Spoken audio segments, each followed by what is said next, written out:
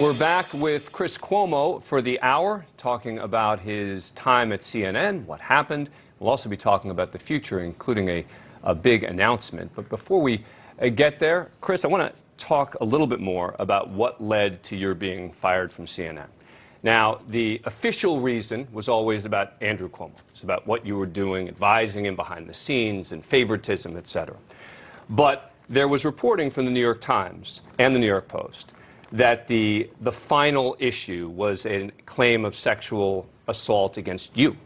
The New York Times says, quote, from a letter that they got, it relayed a story that had begun in 2011 when the woman, who was referred to as Jane Doe, was a young temporary ABC employee hoping for a full-time job. One day after Mr. Cuomo, an anchor, had offered her career advice, he invited her to lunch in his office. According to the letter from her lawyer, interviews with the woman and emails between her and Mr. Cuomo. When she arrived, there was no food. Instead, Mr. Cuomo badgered her for sex, and after she declined, he assaulted her. She said she ran out of the room. Your response to that?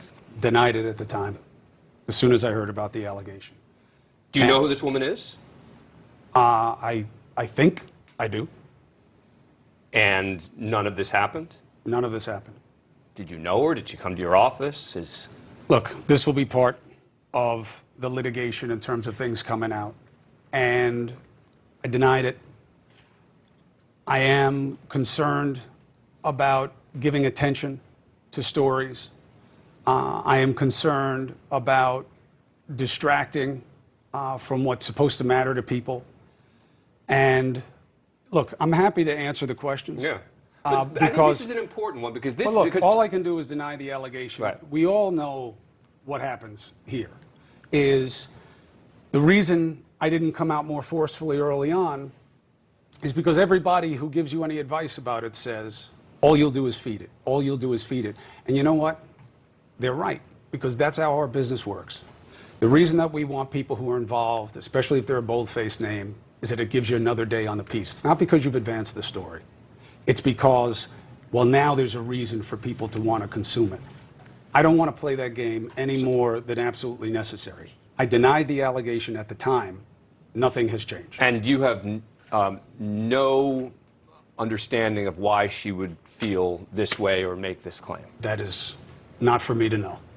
And furthermore, they said that years later, and I'm going to continue reading from the New York Times, after years without any substantive communication from Mr. Cuomo whatsoever, Ms. Doe suspected he was concerned about her coming forward publicly with her allegations and wanted to use a proposed segment as an opportunity to test the waters and discourage her from going on the record about his sexual misconduct. And then they say that you did a specific segment on TV for the company she was working at to benefit her as a way to keep her quiet. Okay. Not true? It's for her to explain. It's absolutely not true. But it's for her to explain. But you did reach out to her and... Yes, but actually I didn't, but the show did. And it was a no-brainer segment. Again, these are things for someone else to explain, not me. Someone else meaning? If you're going to make the allegation, then it's about how you feel and what you think. And my feeling is, it's in the past. I'm never going to be able to convince people one way or another. I feed the story by commenting on it. I denied it. And you try to move on. A big aspect of our business is, we'll say it's accountability. We'll say it's responsibility. But I don't know that that's always true. I'm not indicting you asking me the questions. Yeah. I'm saying that I think that a focus of coverage very often is about extending and prolonging drama, not about finding the truth. And that matters to me more now than before all of this.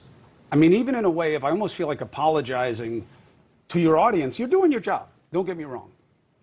But I don't want them to feel that I'm going to talk about me and not about them, and that this really matters and this should matter to you. I know it doesn't matter to other people the way it does to me. I get it. But, you know, this is kind of the state of play. Do you feel you were a victim of cancel culture? No. I don't think I've ever been a victim of anything ever in my life. You make choices. You make a choice to be in this business. You make a choice to be in that dynamic and to want to be relevant. And It's not always going to be easy. It's not always going to be fair. My therapist has a great line. Fair is the only real four-letter word, in terms of a curse. I don't feel sorry for myself. I'm certainly not a victim. Are you angry at your brother at all about everything that happened? I'm angry at my brother on a regular basis. But specifically to your question, I love my brother. The rule in my family is very simple. Family, trouble, go. Other people have the luxury of judging allegations and situations. For me, it was about helping my brother in a hard way and doing it in a way that I didn't think compromised what matters. And that's what guided me. I am very proud of my brother. I love my brother.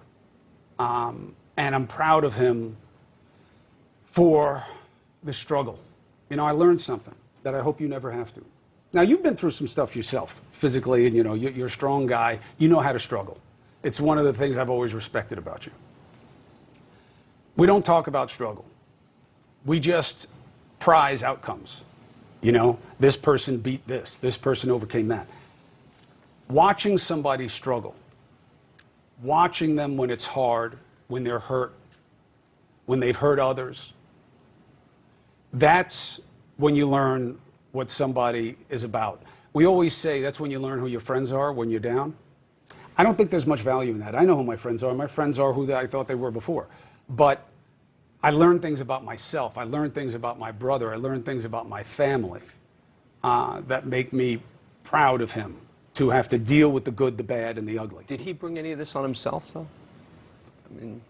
That's not as a hedge, but in truth, that's a question for him to answer about how he feels about why these things happened.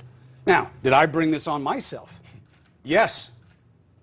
And it hurts me because I ask myself about, while I thought that I'm doing this for my family, that's why I did it. But what did I expose my kids to? My wife, the people in my life. I didn't think about it at the time. I just thought it was the right thing to do, so I did it. But when you're in public life, it's not just about you. We lie to ourselves and tell ourselves that. It's not. Your kids are going to have to live with what you do. And I've given that a lot of thought. And it's harder for me than you. Your father is a tremendous legal mind, and I love him and I respect him so much. But it's different than if he had been a politician. Yep. Let me take a quick break. Please, please. You know how this works. More with Chris Cuomo in a moment. Thank you for watching. Go to newsnationnow.com to find NewsNation on your cable provider. And don't forget to click the red subscribe button below to get more of NewsNation's fact-driven, unbiased coverage.